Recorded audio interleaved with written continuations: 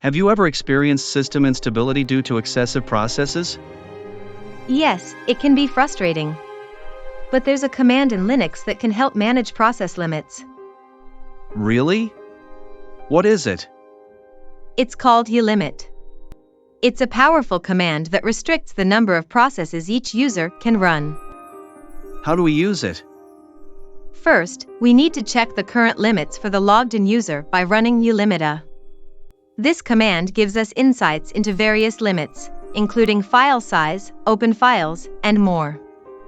What are some commonly used limits that impact system stability?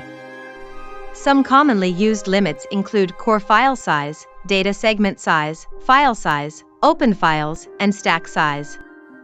Understanding these limits is crucial for effective system management.